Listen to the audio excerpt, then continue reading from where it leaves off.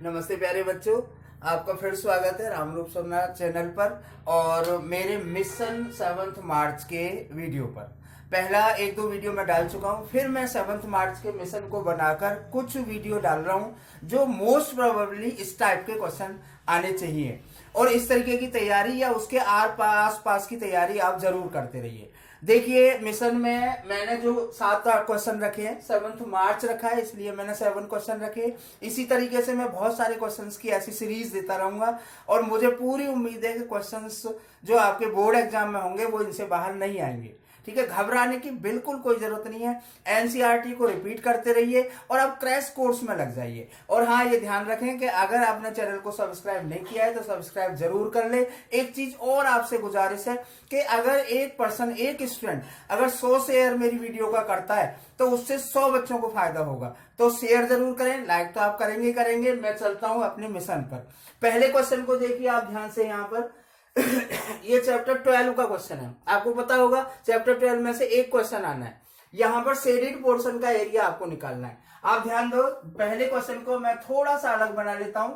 इस तरीके से पहला क्वेश्चन है कि यहाँ पर एक सेमी सर्कल है और ये दूसरा सेमी सर्कल है और इसको इसके इक्वल रखा है। मतलब ये ओ है और ये बी है। आप ओ ए को या ओ बी को दोनों में से किसी को भी, क्योंकि दोनों आपस में इक्वल है, इसे x के इक्वल मान लो। सबसे पहले इन्होंने पेरीमीटर दिया हुआ है।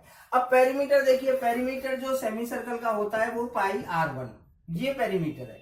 दूसरा क्या है, पाई r2, ये पेरीमीटर है, पेरीमीटर में आता है। और तीसरा, इसे मत भूल जाना।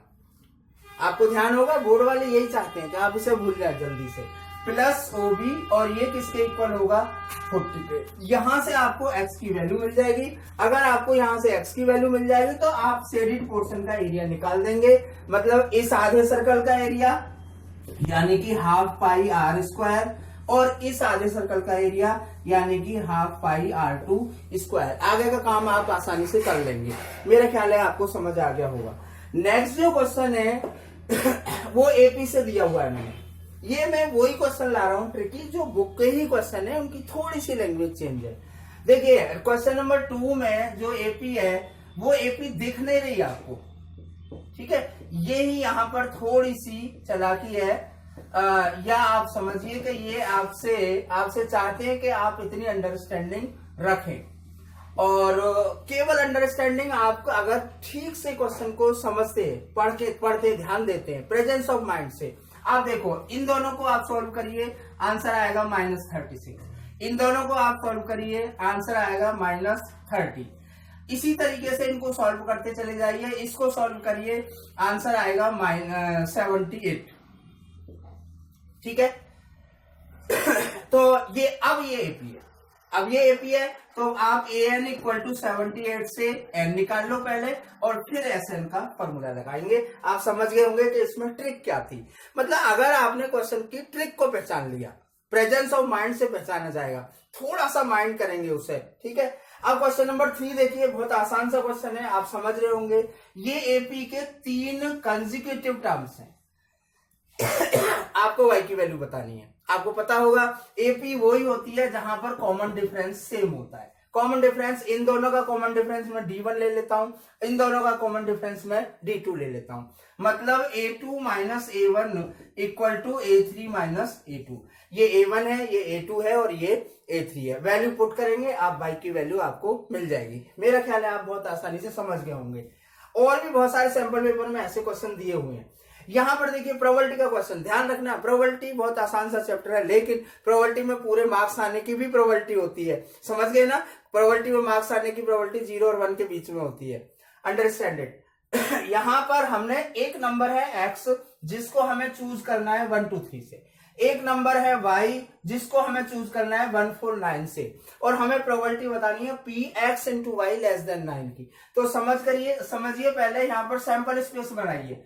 सैंपल स्पेस जब आप बनाएंगे तो वो बनेगा 1 1 जा 1, 1 4 जा 4, 1 9 जा 9। मतलब इन तीनों में 1 से मल्टीप्लाई, फिर इन तीनों में 2 से मल्टीप्लाई, यानी कि 2 1 जा 2, 2 4 जा 8 एंड 2 9 जा 18।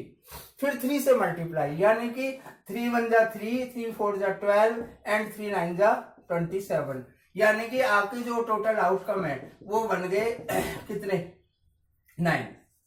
एग्री। अब आपको favourable outcome x into Y जो होना चाहिए वो छोटा होना चाहिए 9 से, यानी कि 1 2 3 4 एंड 5 मीन्स इसकी प्रोबेबिलिटी हो जाएगी 5/9। तो समझ गए ना कि कितनी चालाकी यहाँ पर चली हुई है। चालाकी नहीं है, इसे ही इंटेलिजेंसी कहते हैं। और इस यही चीजें जिन बच्चों में होती है उनका मैथमेटिक्स अच्छा होता है। अब मैं नेक्स्ट क्वेश्चन पर चलता हूं। देखिए थोड़ा सा शॉर्ट मैंने लिखा है जल्दबाजी में। यहां पर हमें प्रूव करना है, ये बुक का ही क्वेश्चन है।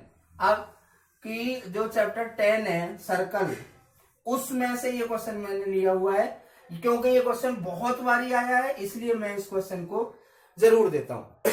बहुत आसान सा क्वेश्चन है, क्योंकि ये दोनों टेंजेंट है और दोनों एक दूसरे के पैरेलल है, यानी कि इन दोनों एंगल का सम 180 डिग्री होगा, सम ऑफ को इंटीरियर एंगल्स। इनके हाफ का सम 90 होगा, क्योंकि अगर हम सबको हाफ करेंगे तो वो इन दोनों का सम, अब ये ट्राइंगल बन जाएगा आपका। ये मान लो ए है, ये ओ है और ये बी है। तो क्योंकि इन दोनों का सम 90 है और इन तीनों का सम कितना होगा 180 एंगल सम प्रॉपर्टी से, यानी कि ये एंगल आपका प्रूव हो जाएगा कितने डिग्री का 90 डिग्री का। और आप अच्छे तरीके से आप दोबारा से कर लेंगे। इसके बाद में मैं चलता हूं यहाँ पर, ये है आपका क्वेश्चन, बहुत आसान सा क्वेश्चन है, बहुत बारी आपको भी दिया गया होगा। ये प्रूव करना है कि ये तीनों पॉइंट कोलिनियर है। कोलिनियर की डेफिनेशन आप जानते होंगे, कंडीशन आप जानते होंगे, ऐसे पॉइंट जो एक लाइन पर होते हैं। लेकिन ये कोऑर्डिनेट ज्योमेट्री में क्वेश्चन चला गया है, तो याद करके देखिए कि अगर ये पॉइंट प्रूव करना है कोलिनियर है, मतलब आप एरिया ऑफ ट्राइंगल निकाल दो, और एरिया ऑफ ट्राइंगल किसके इक्वल आना चाहिए 0 के।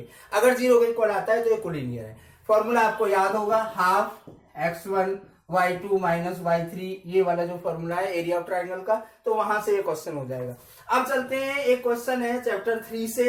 ये क्वेश्चन बहुत कॉमनली आता है, आपने देखा होगा कि m और n की वैल्यू बताइए अगर इसके इनफाइनाइटली मैनी सॉल्यूशन है तो इनफाइनाइटली मैनी सॉल्यूशन में a1/a2, b1/b2 और c1/c2 की वैल्यू रखेंगे, दो को इक्वेट करेंगे, 2 इक्वेशन बन जाएंगी, दोनों वेरिएबल आपके आ जाएंगे। ध्यान रखना है, सबसे पहले इक्वेशन को चेक कर लेना कि वो स्टैंडर्ड फॉर्म में है या नहीं है। यहां पर तो स्टैंडर्ड फॉर्म में है, कभी कभी चेंज कर देते हैं वो, तो इस चीज का ध्यान रखें। ये क्वेश्चन मैं आपको बहुत बारी बता चुका हूं कि एक एपी है, उसकी mth टर्म है 1/n, मतलब शॉर्ट में मैं बता रहा हूं a plus m-1 into D is equal to 1/n, और दूसरी इक्वेशन है a plus n-1 into D is equal to 1/m। दोनों इक्वेशन को सॉल्व कर लेंगे, a की वैल्यू भी 1/mn आएगी और d की वैल्यू भी 1/mn आएगी। तो फिर उसके बाद में आप amn की वैल्यू निकालेंगे, ऑब्वियसली वो कितना आना चाहिए 1।